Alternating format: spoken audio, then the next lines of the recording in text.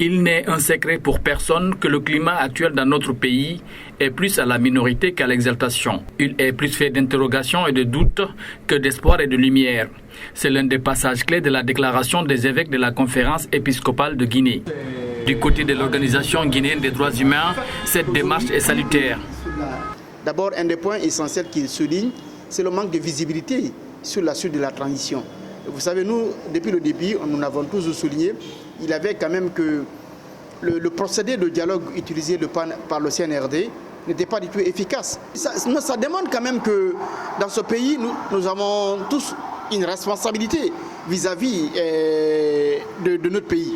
Donc c'est important que quand toutes les voix, en tout cas qui normalement jouent ce rôle, sont bâillonnées, que d'autres quand même prennent la relève pour rappeler la nécessité d'ouvrir ce cadre de dialogue. Aujourd'hui, c'est important que les religieux aussi, en tout cas, qui sont importants, qui sont respectés dans ce pays, continuent à jouer ce rôle.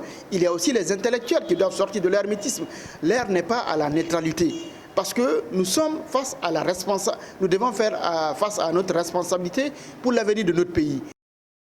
Les évêques ont également interpellé les autorités, les forces vives et les manifestants à définir un nouveau cadre de dialogue réellement inclusif, avec, disent-ils, les exilés sans menace qui pèsent sur qui que ce soit. Un passage salué également par cet acteur de la société civile. Toutefois, ce dernier doute sur la volonté des autorités d'appliquer ces recommandations. C'est une recommandation. Je pense que les autorités vont voir dans la mesure du possible. Mais ça ne tombe pas dans de bonnes oreilles en réalité. Puisque aujourd'hui, la seule volonté du CNRD, c'est de confisquer le pouvoir, de bâillonner le peuple et de plonger le peuple dans une misère totale. C'est ce qu'on est en train de voir. Ça fait pitié malheureusement, en voyant toutes les ressources que nous avons et voir le peuple dans cette situation, ça fait vraiment pitié. C'est pourquoi nous, on ne compte pas croiser les bras en tant qu'organisation de la société civile. A rappeler que dans cette déclaration, les évêques de la conférence épiscopale de Guinée ont souligné une véritable pénurie d'électricité et d'eau courante dans la capitale Conakry et dans d'autres villes de l'intérieur.